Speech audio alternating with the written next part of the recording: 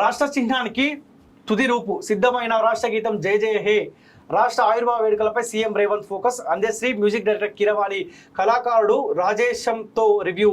పోరాటం త్యాగాలను స్ఫురించేలా లోగో ఉండాలని సూచన. భారీ ఎత్తున ఉత్సవాలకు ఏర్పాటు అంట. కానీ కీరవాణి పెద్ద చర్చ నడుస్తుంది రాష్ట్రంలో. అంటే కీరవాణి దీనికి సంగీతం ఇచ్చుట్ల ఎవరికి అభ్యంతరం లేదు, కానీ తెలంగాణలో కళాకారులు లేరని ఏదైతే అందశ్రీ మాటలు అన్నాడో దానిపైన కళాకారులు అందరూ తెలంగాణ వాళ్ళందరూ దాని మీద అభ్యంతరం వ్యక్తం చేస్తారు. ఇప్పుడు ఎందుకంటే ఇప్పుడు మ్యూజిక్ డైరెక్టర్ తెలంగాణ రాష్ట్రానికి సంబంధించిన మ్యూజిక్ డైరెక్టర్లు అందరూ ఎవరైతే కళాకారులు ఉన్నారో వాళ్ళందరూ ఇబ్బంది పడే అవకాశం ఉంటుంది. రేపు పొద్దుగాల కీరవాణి ఒక సందర్భం వస్తే ఆయన అంటాడు, అరే మీ రాష్ట్ర గీతానికి నేను మ్యూజిక్ అందించే వరకు నీ రాష్ట్ర గీతం గది లేదు అని రేపు పొద్దుగాల ఆయన కామెంట్ చేసే అవకాశం ఉంటుంది. ఆనాడు మరి మన మ్యూజిక్ డైరెక్టర్ తలగా ఎడబెట్టుకుంటారు. కొంతమంది ఏమంటారు అంటే ఇలా ఆంధ్రాను తెలంగాణను ఎందుకు వేరు చేస్తారు, మనందరం ప్రేమాన్ రావులతో మంచిగానే ఉంటున్నాం కదా అని చెప్పేసి అంటారు. కానీ వ్యక్తిగతంగా నువ్వు నేను దోస్తులమైనంత మాత్రాన నా ఆత్మగౌరవానికి నువ్వు అడ్డమస్తే ఊరుకునేది లేదు. ఏదైతే ఆంధ్ర దోపిడి అప్పుడు తెలంగాణ ఇప్పుడు చాలా మంది ఉన్నారన్న మనోళ్ళు తెలంగాణ ఉద్యమ సమయంలో అందరిని ఏకం చేసిన పాటలు ముఖ్యంగా పాటలతో జనాలు అందరు ఏకమయ్యారు. దానికి మ్యూజిక్ కొట్టిన మన తెలంగాణలో. ఇలా వాళ్ళ ఆ రోజు వాళ్ళ పనులు ఇచ్చి పెట్టుకొని రూపాయి ఆశించకుండా కేసులు పెడతామని చెప్పేసి అప్పుడు పోలీసులు అన్నా కానీ చంపేస్తామని చెప్పేసి ఆంధ్ర వాళ్ళు బెదిరించిన కొంతమంది నాయకులు బెదిరించినా కానీ ఆ రోజు మ్యూజిక్ కొట్టిరు. ఏది నాకు నా తెలంగాణ ముఖ్యం, నా తెలంగాణ రావాలని, నా తెలంగాణను ఏకం చేయడానికి పాటలు తోడ్పడతాయని చెప్పేసి అంటే దానికి సంగీతం అందించడంలో నేను ముందుంటా అని చెప్పేసి అనేక మంది వచ్చారు. ఇళ్ళల్లో పోకుండా రోడ్ల మీద కూర్చొని స్టూడియోలలో కూర్చొని వాళ్ళ జీవితాలను నాశనం చేసుకోరు. ఇప్పుడు అదే సంగీత దర్శకులు ఇప్పుడు వాళ్ళ సినిమాలకు దేనికో కొట్టుకుంటే అప్పుడు తెలంగాణ కొట్టిన వాళ్ళు వాళ్ళ సినిమాలలో ఇప్పటికీ అవకాశాలు వస్తలేవు అన్న. ఎందుకంటే సినిమాలలో కూడా పెద్దందరితనం అవుతుంది మొత్తం ఆంధ్రలో. వాళ్ళకి అవకాశాలు రాకపోవడానికి కారణం అప్పుడు తెలంగాణకు పనిచేసారు కాబట్టి ఇప్పుడు వస్తలేదు. ఇప్పుడు మన తెలంగాణ గీతానికి మనమైతే అవకాశం ఇవ్వకపోతే వాళ్ళకి అట్లీస్ట్ అందశ్రీ వాళ్ళకి అవకాశం ఇచ్చి అంటే అవకాశం డైరెక్ట్ రిలీజ్ చేయకపోయినా ఇద్దరు ముగ్గురు ఇప్పుడు ఒక ఉద్యోగం చేస్తేనే ఆ ఉద్యోగం విషయంలో ఒక ఇద్దరు ముగ్గురికి 10 మందిని ఇంటర్వ్యూకి పిలుస్తాం, మనం ఒకరిని సెలెక్ట్ చేస్తాం. అట్లనే సెలెక్ట్ చేయను ఉంటుంది. అవార్డు గ్రహీతలు కాదు కదా మనకు కావాల్సిన వాళ్ళు. అన్ని రకాలుగా అవమానాలు అనుభవించి మన తెలంగాణ కోసం పోరాడిన వాళ్ళు కదా మనకు కావాల్సిన వాళ్ళు. మన తెలంగాణ చిహ్నం కదా ఇది అంతా. ఇప్పుడు ఏమంటా ఉండి ఇప్పుడు రేవంత్ రెడ్డి ఏమంటా ఉండంటే నాకు సంబంధం లేదు అంటే ఎంత గుడ్డి మాట అన్నా. రాష్ట్ర ముఖ్యమంత్రికి సంబంధం లేకుండా ఒక వ్యక్తి ఏదైనా కమిటీ చేసిరా అన్న అందశ్రీతో పాటు ఒక కమిటీ చేసి 10 మందినో 4 డిసైడ్ చేస్తే ఆ 10 మంది డిసైడ్ చేసిన వ్యక్తి ఫైనల్ అవుతాడు. డైరెక్ట్ కమిటీనే అన్ని అందశ్రీ ఫైనల్ చూడాలి. ఆ రచ్చ అయితే కొనసాగుతూ ఉన్నది. సో ఏదైనప్పటికీ ఈ రాష్ట్ర గీతానికి మ్యూజిక్ కంపోజ్ కీరవాణితో చేయించడం మాత్రం సో తెలంగాణ కళాకారులకు ఒక రకంగా కించపరిచినట్టే. ఇది రేవంత్ రెడ్డి ప్రభుత్వానికి పెద్ద దెబ్బ. ఆయనకు అర్థమవుతుందో లేదో నాకు అర్థమవుతలేదు. ఎవరు చెప్తున్నో అర్థమవుతలేదు. రేవంత్ రెడ్డికి ఎవరు చెప్తున్నో అర్థమవుతలేదు.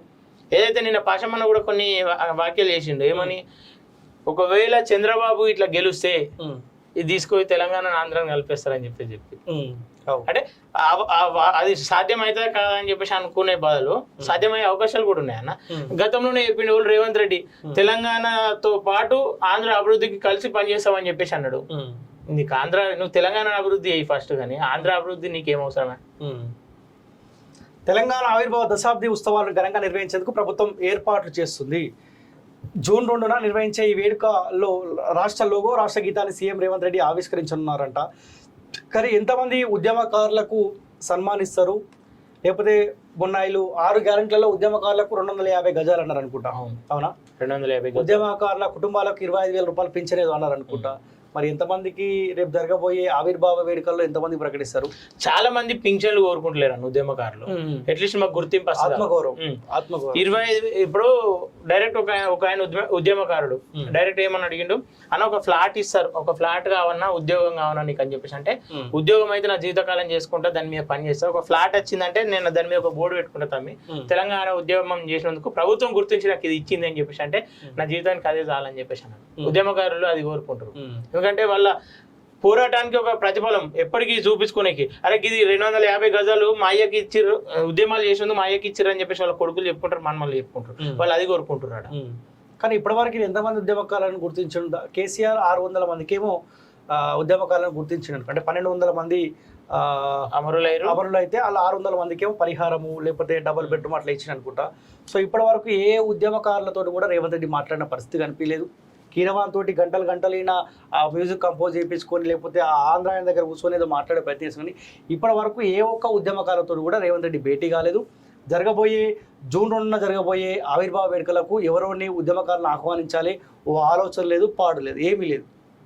ఆయన ఏముందిలే, నేను కొట్లాడితేనే మార్పు వచ్చింది, నేనే ముఖ్యమంత్రి అనుకుంటున్నాను. ఇంకా ఆయన వాస్తవానికి ఏదైతే కొన్ని బీజేపీ కావచ్చు, మరికొన్ని ప్రభుత్వ బీఆర్ఎస్ వాళ్ళు అంటున్న మాటలు ఏదైతుందో ప్రభుత్వాన్ని కూల్చేస్తామని చెప్పేసి, అంటే వీళ్ళు ఇతనే చేస్తే ప్రభుత్వం కూలిపోయే అవకాశాలు ఉంది అంటున్నా. దానికి వీళ్ళు చక్కగా ఉంటే ప్రజలు మద్దతు తెలుపుతారు కాంగ్రెస్, కానీ వీళ్ళు ఈ కర్తలు చేస్తురా. ఇప్పుడు ప్రభుత్వం కూలినా ప్రజలు సంతోషిస్తారు, కళాకారులు సంతోషిస్తారు, ఉద్యమకారులు సంతోషిస్తారు. అంటే ఆ పరిస్థితి తెచ్చుకుంటున్నాడు విత్ ఇన్ షార్ట్ టైంలో. కోడ్ ముగియగానే కమిషన్ కార్పొరేషన్ పదవులు కనీసం 15 నుంచి 20 నామినేటెడ్ చైర్మన్ల నియామకంపై సీఎం రేవంత్ రెడ్డి దృష్టి. విద్యా, వ్యవసాయం ఇక కమిషన్లుగా మార్పు. ఎడ్యుకేషన్కు ఆకునూరి మురళి, అగ్రికల్చర్కు కోదండ్ రెడ్డి పేర్ల పరిశీలన. రాష్ట్ర మంత్రులు డీసీసీల నుంచి సీఎంకు చేరిన సీనియర్ నేతల ఫోన్లు అంట, పేర్లు అంట. లోక్సభ, అసెంబ్లీ టికెట్లు త్యాగం చేసిన వారికి ప్రయారిటీ అంట. ఎవరికి ఇస్తాడో మరి కార్పొరేషన్ కమిషన్. 4 నెలల్లో వచ్చిన కాల్స్ వయసు 12 సంవత్సరాలు ఉన్న వాళ్ళు అయితే 1.9%. ఇది స్టోరీలకు పెరిగిపోతున్న మెంటల్ స్ట్రెస్. టెలిమానస్ కాల్ సెంట్రల్కు నెలకు 4,000 కాల్స్. బాధితుల్లో 60% మంది యువతే. జిల్లాలోని మెంటల్ హెల్త్ క్లినిక్లకు వేలలో పేషెంట్లు. జనవరి నుంచి ఏప్రిల్ వరకు 34,920 మందికి ట్రీట్మెంట్.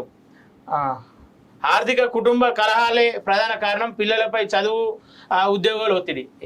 దీని మీద మనం మాట్లాడాల్సిన అవసరం ఉంది. పిల్లలపై చదువు, ఉద్యోగాల మీద ఒత్తిడి.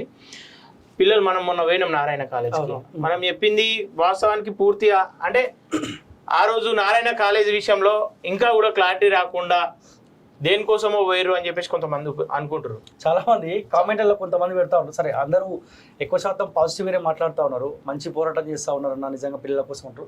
కొంతమంది అక్కడక్కడేమో అరే కాలేజీ టీవోలు పైసల కోసం మీరు పైసలు ఇవ్వకపోతే అక్కడ తిరుగుబాటు చేస్తారు. నిజంగా పైసలు వసూలు చేయాలనుకుంటే నేను రోజు అదే పని మీద ఉంటాను. మీకు దమ్ము ఉంటే ఎవరైతే కామెంట్లు పెడతా ఉన్నారో కాలేజీ టీవీ రాము పలానా కాలేజ్ దగ్గర లేకపోతే పలానా పొలిటికల్ లీడర్ దగ్గర పైసలు వసూలు చేసిండు, లేకపోతే ఒక ఇంటర్వ్యూ చేయమని అడిగితే పైసలు ఇస్తారు, ఇంటర్వ్యూ చేస్తారు. దమ్ము ఉంటే ఎవరన్నా ఒక్కడు చూపియండి.